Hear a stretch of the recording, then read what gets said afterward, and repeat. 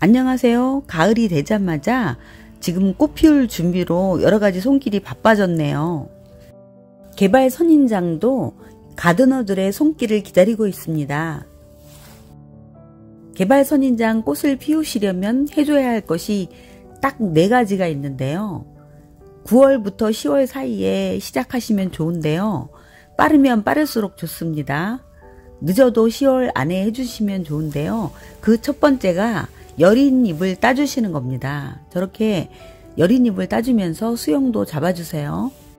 여린 잎을 따주는 거는 잎의 끝에서 꽃망울을 올리는데 너무 여리고 어린 잎에서는 꽃망울을 올리지 못합니다. 그래서 꽃망울을 올리는데 방해가 돼서 따주는 겁니다. 두 번째는 단일 처리를 해주셔야 합니다. 단일 처리는 여러 번 말씀드렸지만 밤의 시간을 12시간에서 15시간 정도 어둡게 해 주셔야 하는 건데요. 1달 반에서 2달 정도 해줘야 하는데 꽃망울이 올라오는 것을 보시면서 그만두시면 됩니다. 그리고 이와 함께 동시에 저온 처리도 하시는 건데요. 되도록이면 실내에 거실 같은 데 두지 마시고요. 베란다에 두시면은 요즘에 낮과 밤의 온도차가 있으니까요. 그렇게 낮과 밤의 온도차가 7, 8도 이상이 돼야 되니까요. 베란다에 두시고 관리하시면은 저온 처리가 자연스럽게 됩니다. 이렇게 단일 처리, 저온 처리, 잎따기를 하실 때 물말림도 해주셔야 하는데요. 물말리기를 해주셔야 꽃이 생깁니다. 물을 계속 푹푹 주시면 안 되고요. 거의 월동하는 식물들한테 물을 주듯이 거의 바싹 마르다시피 했을 경우에 화분이 좀 가벼워졌다 싶을 정도로 바짝 말랐을 때 뿌리까지 마르지 않을 정도로만 주시면 됩니다. 꽃망울이 올라올 때까지 그렇게 물을 말려주세요. 그렇게 기르다가 1달 반이나 2달 후에 꽃망울이 보이기 시작하면은 그때는 물을 조금씩 늘려주셔야 합니다. 그때도 물을 계속 말려서 주시면은 꽃을 피우기는커녕 그 꽃망울이 말라서 비틀어져서 떨어질 수가 있습니다. 그래서 그때부터는 물을 서서히 늘려주시는데요. 서서히 조금씩 자주자주 주시는데요. 거기다가 다용량 영양제를 한두 방울 섞어 주시든지 아니면 개화 촉진제를 수용성 개화 촉진제를 한두 방울 섞어서 주시면은 꽃도 이쁘게 많이 풍성하게 피울 수 있습니다. 또 한 가지는 지나치게 물말림을 하셔서 너무 납작하게 마른다든가 아니면 쭈글쭈글하게 마를 경우에는 그렇게 쭈글쭈글하고 납작할 정도는 너무 지나치게 말리신 겁니다. 그렇게 변했을 경우에는 중간에라도 분무를 좀 해주세요. 잎에다가 조금 분무를 해주셔야지 너무 상태가 안 좋으면 꽃이고 뭐고 피지를 못합니다. 그렇게 너무 쭈글거리거나 너무 납작하게 말랐을 경우에는 조금 분무를 해서 어느 정도 회복이 될 수 있게 도와주시고요. 회복이 안 될 정도로 마른 아이는 따주세요. 그리고 이제 이렇게 4가지 조건을 맞춰주시지 못하고 때를 놓치셨다 생각되시는 분들도 10월까지는 충분히 시간이 있으니까요. 10월 안으로 되도록이면 해주세요. 그러면은 조금 늦게 꽃을 피울 뿐입니다.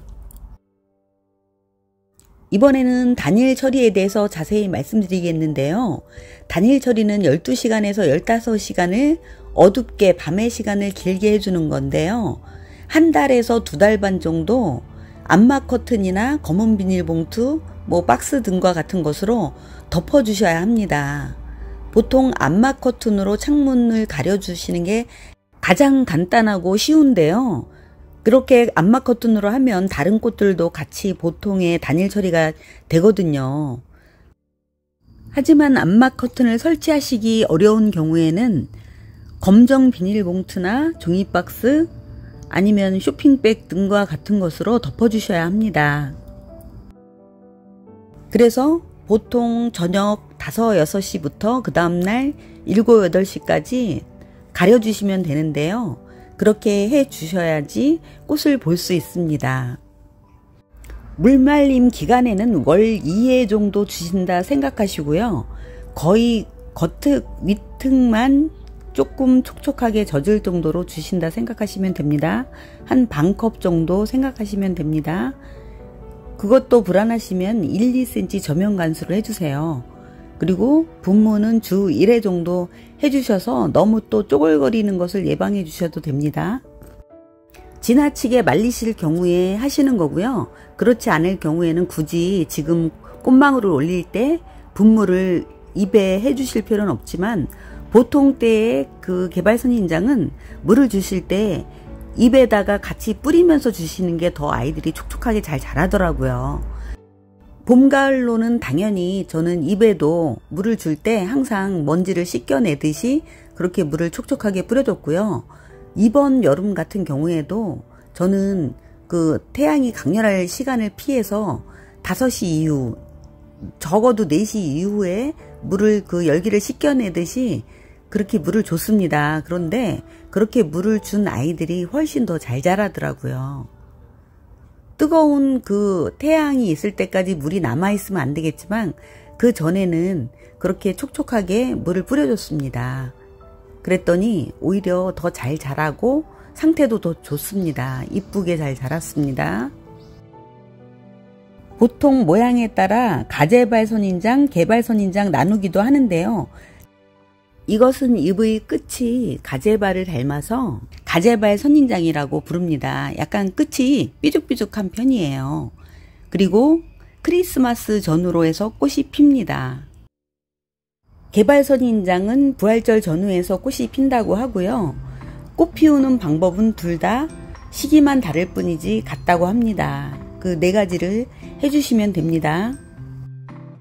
그럼 꽃 피우기 위한 조건 4가지 내일부터라도 실천해 보시고요. 또 꽃망울이 올라오기 시작했을 때는 수용성 영양제나 아니면 개화 촉진제와 같은 것들을 약간의 영양제를 주시는 것들을 잊지 마세요. 그러면은 올 겨울에는 크리스마스 때쯤 예쁜 꽃을 볼 수 있을 겁니다. 그리고 꽃이 피기 시작했을 때, 반쯤 피기 시작했을 때는 실내로 서서히 들여주시고요. 꽃망울이 생기자마자 실내로 들이지는 마세요. 그러면은 꽃망울이 그냥 후두둑 떨어질 수 있습니다. 또 겨울에는 실내가 유난히 건조하니까 실내로 들이실 때는 꽃을 피해서 줄기 부분에 분무를 살짝씩 해주셔도 좋고요. 그렇지 않으면 가습기를 틀어주는 것도 좋은 방법입니다. 개발선인장을 들이실 때는 실내 온도를 그 꽃이 피는 기간만이라도 너무 높게 하지 않으셨으면 하고요. 혹시 또 들이신다 해도 처음에 한 2, 3일이라도 밤에만 들이시는 것도 좋은 방법일 것 같습니다. 오늘 영상은 여기서 마무리하겠습니다. 그럼 다음 영상에서 뵙길 바라면서 내내 건강하시고 늘 행복하세요.